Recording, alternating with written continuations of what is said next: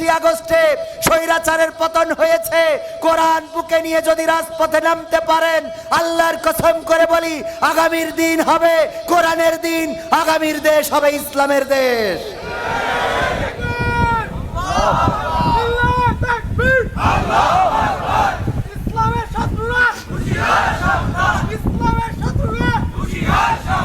কাবার খাই যেই মহারব পাঠিয়েছিলেন আবাবিল, আজও তিনি দয়াময় তেমনই আছে, বদলেনি তো এক দিল। তাই নয় নয় নয় আর কোনো ভয়, আনতে হবে দিনের বিজয়, দিনের বিজয়। সাহস নিয়ে দাঁড়িয়েছ তাই মুক্ত হয়েছে জমিন, সাহস করে দাঁড়ালে আর একবার কায়েম হয়ে যাবে দিন।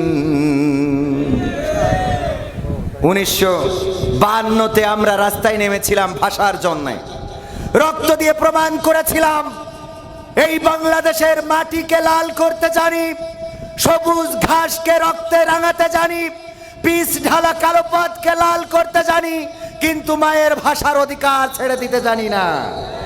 1971-এ আমরা রাজপথে নেমে প্রমাণ করেছিলাম, ওগো পাকিস্তানি হানাদারেরা তোমরা দেখে নাও, আমরা লাখে লাখে শহীদ হতে জানি, কিন্তু বাংলাদেশের মানচিত্রের অধিকার ছেড়ে দিতে জানি না। আগস্টে আমরা রাস্তায় নেমেছিলাম, জুলাই থেকে আন্দোলন শুরু হয়েছিল, 35শে জুলাই আমরা বিজয় অর্জন করে দেখিয়ে দিয়েছিলাম আমরা নিরস্ত্র হতে পারি, তবে আমরা রক্ত দিতে কার্পণ্য বোধ করি না, আমরা রক্তের সাগর ঢালতে জানি, কিন্তু স্বৈরাচারের শাসন মেনে নিতে জানি না।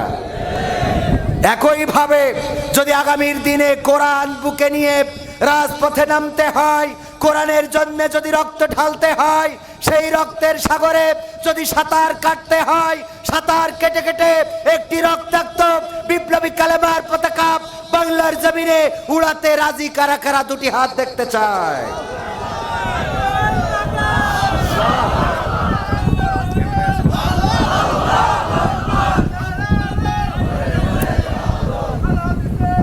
সম্মানিত ভাইয়েরা, অনেক জায়গায় যাওয়ার সুযোগ হয়েছে।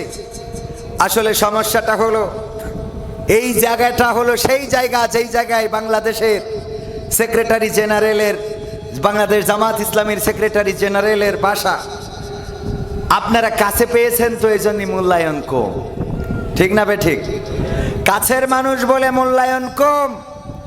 এই জায়গায় অন্তত বিপ্লবী চেতনার মানুষের দরকার কম ছিল না বেশি ছিল?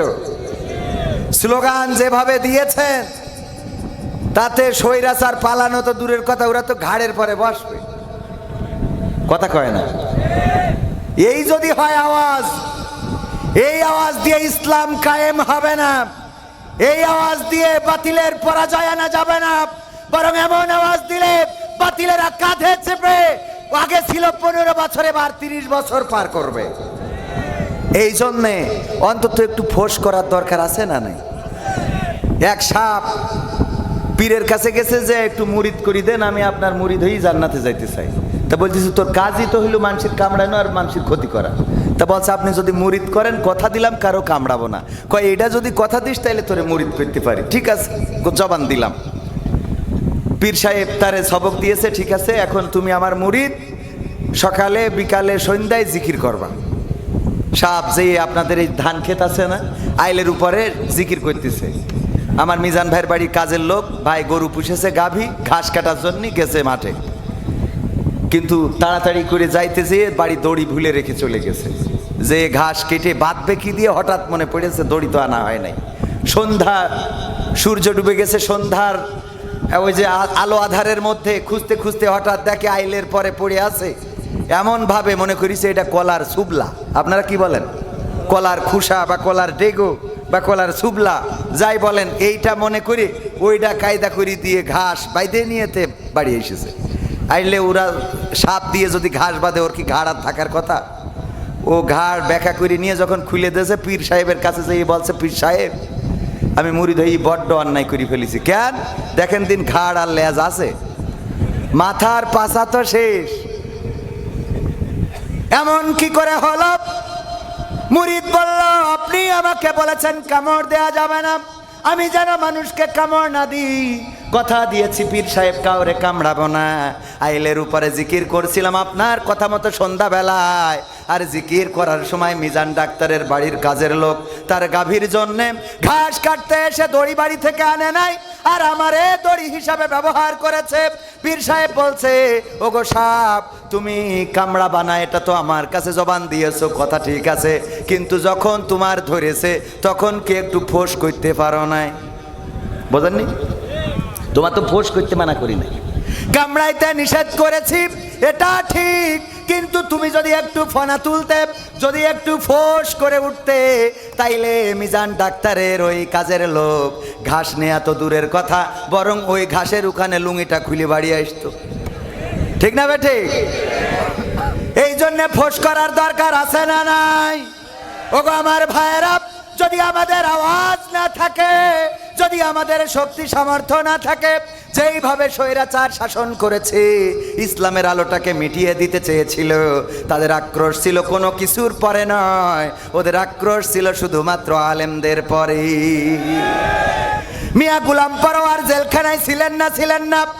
এর আগের সেক্রেটারি আমাদের মুজাহিদ আলী আহসান মোহাম্মদ মুজাহিদ বাস্তে কি দিয়েছে?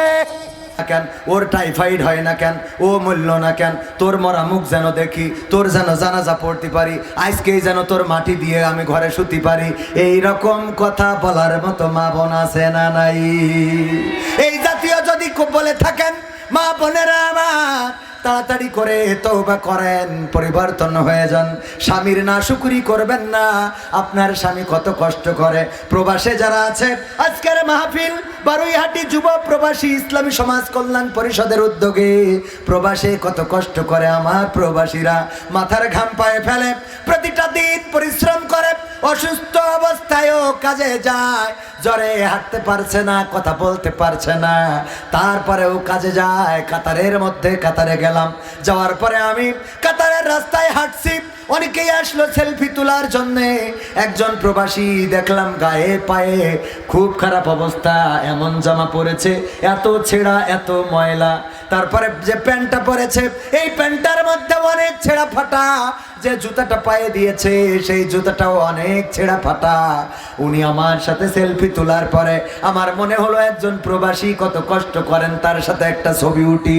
আমি বললাম, ওগো আমার ভাই, একটা ছবি আমি আপনার সাথে উঠতে চাই। যখন আমার ফোনটা বের করলাম সেলফি তোলার জন্যে, ওই লোকটা বলল, হুজুর আমার ফোনে আপনার ছবি থাক, কিন্তু আপনার ফোনে আমার ছবি রাখা যাবে। আমি বললাম, কেন যাবে না?